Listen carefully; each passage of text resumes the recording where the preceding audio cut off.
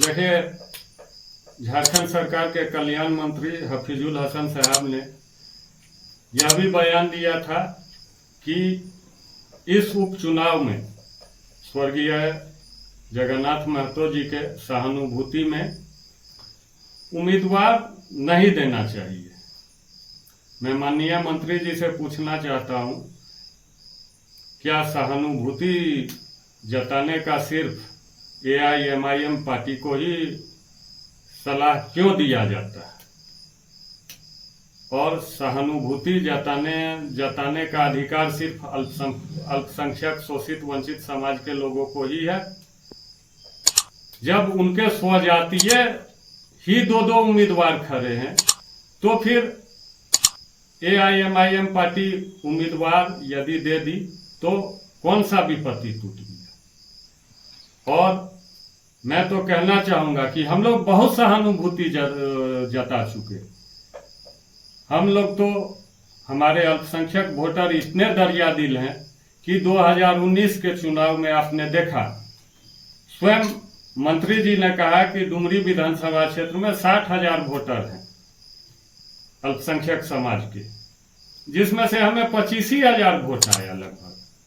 बाकी के 35,000 वोट तो स्वर्गीय जगन्नाथ महतो जी को अल्पसंख्यक समाज ने दिया, वरना वो उसी आम चुनाव में तीसरे नंबर पे आ जाते, चौथे नंबर पर आ जाते और हमारा उम्मीदवार इंशाअल्लाह पहला विधायक होता यदि हमारे डुमरी के सिर्फ अल्पसंख्यक समाज के लोगों ने ही एकजुटता दिखाती तो। लेकिन उन्होंने अपने कैंडिडेट को छोड़कर स्वर्गीय जगन्नाथ महतो जी पर विश्वास जताया, लेकिन उसका सिला क्या मिला? स्वर्गीय जगन्नाथ महतो जी जैसे ही शिक्षा मंत्री बने, राज्य के तमाम राजकीय उर्दू विद्यालयों में से उर्दू शब्द को हटा दिया गया।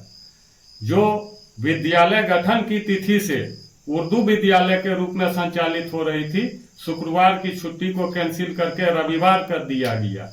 जिस स्कूल में दुआएं होती थी वहां दुआ बंद करके प्रार्थना कर दिया गया।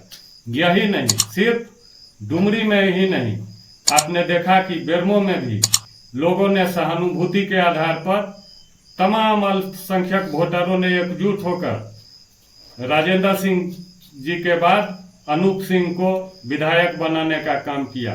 लेकिन वही अनूप सिंह, उन्होंने बयान दिया था, ऑन रिकॉर्ड बयान दिया था मीडिया के सामने आकर कि मैं एक हिंदू हूं, यदि मुसलमान मुझे वोट देता है तो इसका यह मतलब नहीं कि मैं गौ तस्करों का समर्थन करूंगा।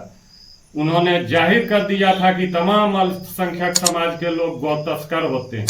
मैं अनूप सिंह जी से पूछना चाहता हूं, क्या पूरा मुस्लिम समाज गौ तस्कर है?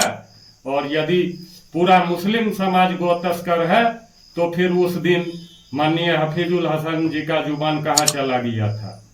इसके अलावे आपने देखा अभी विगत उपचुनाव, मांडर के उपचुनाव में हमारे तमाम अल्पसंख्यक भाइयों ने मैक्सिमम वोट सहानुभूति के आधार पर बंधु तिर्की जी के सुपुत्री शिल्पी नेहा तिर्की जी को देने का काम किया और उन्हें बहुत बड़े अंतर से बीजेपी के कैंडिडेट को हराने का काम किया, जिसमें अल्पसंख्यक वोटरों की भूमिका महत्वपूर्ण रही।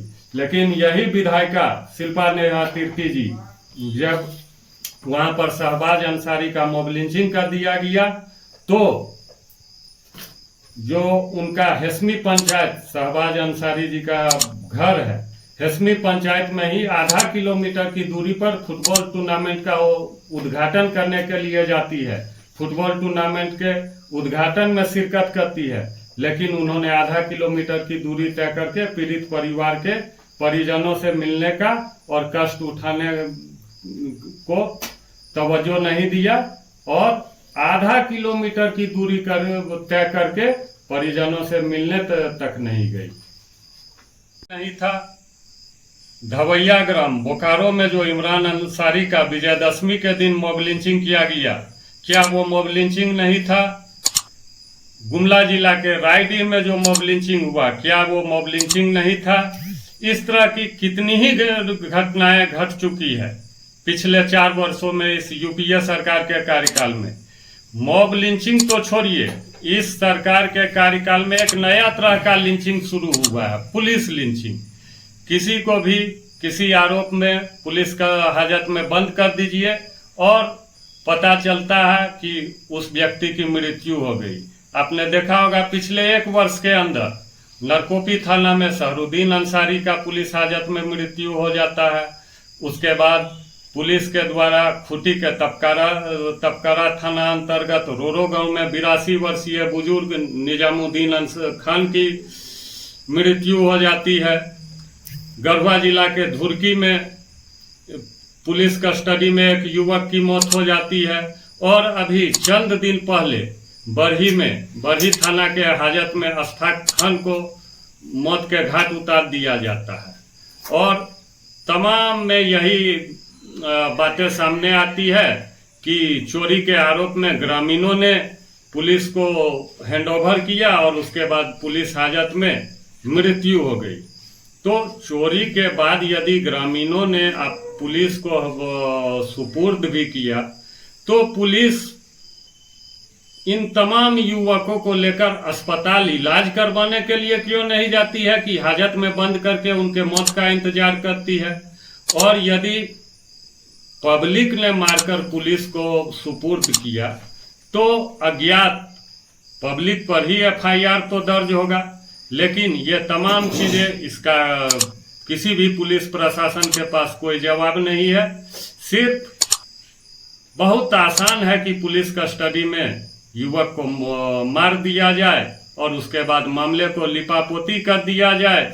और सबसे बड़ी विडंबना यह है कि अभी हम लोगों ने देखा बरही में कि वहाँ के स्थानीय विधायक उमाशंकर अकेला जी ऐलान करते हैं कोडरमा में मुख्यमंत्री के सभा में, उनके दाहिने बाएं सरकार के मंत्री बैठे रहते हैं और वो कहते हैं कि मैंने 2 लाख रुपया पीड़ित परिवार को तत्काल अगला ही दिन जाकर भुगतान किया हूं और सरकार से मिलकर और पीड़ित परिवार से मैं एक व्यक्ति को नौकरी दिलाऊंगा।